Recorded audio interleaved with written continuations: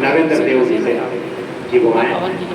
नरेंद्र देव न केवल पुस्तक को पढ़ा है बल्कि अरविंद जी के साथ हमेशा उनका उठना बैठना सब कुछ होता है। उन्हें मालूम है कि अरविंद जी के और यह सम्मान कर रही हैं गया जिला हिंदी साहित्य सम्मेलन अपनी ओर से जो हमारे अतिथि अपने बीच आते हैं उन्हें सम्मानित करते रहे हैं और यह छोटा सा सम्मान अनामिका जूही और आदरणीय नरेंद्र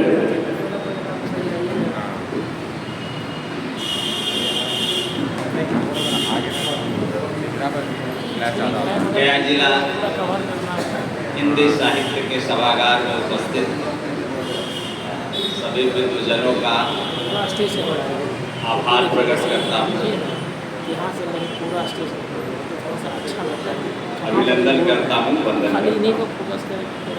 फूलों की कोमल पंखुड़ियाँ बिखरे जिनके अभिनंदन में, फूलों की कोमल पंखुड़ियाँ बिखरे जिनके अभिनंदन में, मकरंद लुटाती है अपना स्वागत के चंदन में। आप सभी का अरविंद जी के पुस्तक पर मैं अपना विचार प्रस्तुत करूं उसके पहले मैं आपको एक छोटा सा संस्मरण सुना देता हूं। वर्षों पहले जिला शिक्षा एवं प्रशिक्षण संस्थान में हम और अरविंद जी प्रशिक्षक की भूमिका में थे और कस्तूरबा में जो कार्यरत शिक्षिकाएं हैं उनका वह प्रशिक्षण चल रहा था। तो हम लोगों ने स्वाभाविक है कि कुछ पाठ कुछ चैप्टर कुछ इस तरह से बांट लिए थे कि भाई आप इतना से इतना आप देखिएगा, इतना से इतना हम देखिएगा। तो सहमति बन गई थी, एक सहमति बन गई और मैं शाम तक था 6 बजे तक, क्योंकि ये वहाँ रहते थे। मैं 6 बजे अपना घर चला आया और नेक्स्ट डे हमको कुछ पाठ पढ़ाना था। तो मैं अपनी तैयारी करके गया, करीब 9-10 बज रहा होगा। तो जैसे ही हमने कहा सर ये पाठ तो पढ़ाई हो गई, हमने कहा पढ़ाई हो गई, ये पढ़ाए? हम तो 6 बजे तक गए थे, आखिर 6 बजे के बाद कौन पढ़ाता है? तो सर रात में 9 बजे 9 बजे के पढ़ाया तो अरविंद सर ने। तो आप समझ सकते हैं आज यह संस्मरण मैं इसलिए कह रहा हूं कि भारी आदमी को पहले बुला लिया गया, हल्का आदमी को बाद में बुला। मतलब हम जो कुछ बोल सकते थे वो पहले बुलवा दिए दीपक जी से। आप लोग सुने कि अद्योपांत उसका अध्ययन किए हैं, उसकी समीक्षा किए हैं और उसके बाद वो दर्दनाक हादसा जो है मेरे आंखों के सामने अभी कौन गई। वैसे ये अच्छे इंसान हैं, क्योंकि अच्छे इंसान की एक परिभाषा भी है कि जिसका मित्र पुराना हो वो इंसान अच्छा। तो ये है जिसका जब समय होता है तभी उसका पदार्पण होता है। हमको लगता है वर्षों पहले इन्होंने रस भरी जिलेबी लिखी, चाशनी उसके पहले आ जाने लगी। लेकिन समय है, आखिर चाशनी आई वर्षों बाद आई, तब तक जिलेबी का स्वाद हम लोगों ने चख लिया था। जो लिखते प्राय बहुत लोग लिखते हैं, लेकिन एक निरंतरता में लिखना, एक प्रवाह में लिखना एक बहुत बड़ी बात है। वो कोरोना काल का दौर वास्तव में भयावह है। कितनों ने अपनों को खो दिया, लेकिन उस कोरोना की कई अच्छी सकारात्मक बातें भी हैं,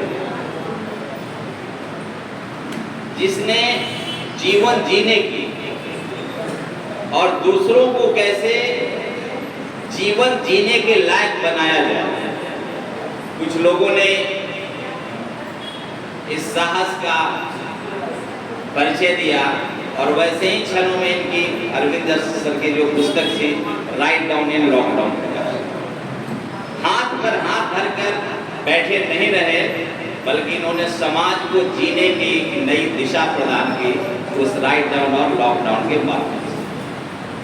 कहा भी गया है, हादिसों की जद पे हैं तो क्या गुनगुनाना छोड़ दे, जलजलों के खौफ से क्या घर बनाना छोड़ दे, बारिशें दीवार धो देने की आदि तो है, तो क्या इसी डर से किसी का चेहरा बनाना छोड़ दे। अरविंद जी ने वो चेहरा बनाने का साहस किया। अच्छा, अब भी नहीं ताली बजाइएगा तो कब ताली बजाइएगा? आखिर आप किस लिए यहाँ श्रोता हैं? ताली बज रही, तालियां बजती रहनी चाहिए। ऐसे भी जीवन जीने के लिए मुस्कुराहट जरूरी। ये दूसरी जो पुस्तक, अच्छा ये कुछ अजीबो गरीब लेखक हैं। कैसे? पुस्तक में उसके तह तक, उसकी गहराई तक कोई जाए या न जाए, उसके शीर्षक में लोग सिमट के रहे। इनकी चालाकी है, इनकी दूरदर्शिता है। चुटकी चुटकी गंगा जल बहस इसी पर होते रह गया, उसके लोकार्पण में। तो इसी तरह चाशनी, अंदर तो बहुत सारी चीजें हैं ही, लेकिन मतलब ये इनकी लेखन शैली की एक अलग मिसाल, जो शीर्षक ही लोगों को एक द्वंद्व, एक बहस, एक प्रश्न चिन्ह छोड़ जाता है दर्शकों के बीच, पाठकों के बीच। तो इनकी खासियत है।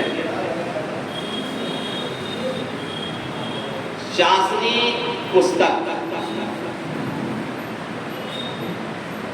हमको लगता है कि हिंदी साहित्य की जितनी विधाएं हैं, अगर किसी एक पुस्तक में देखने को मिलती है तो वो चाशनी। अध्ययन अध्यापन के जितने सारे विषय हैं, चाहे स्कूलों में हो, कॉलेजों में हो, विश्वविद्यालयों में हो, अध्ययन अध्यापन के सारे उद्देश्य, सारे विषय इस चाशनी में समाहित। कुल 35 शीर्षक के अंतर्गत यह आलेख है।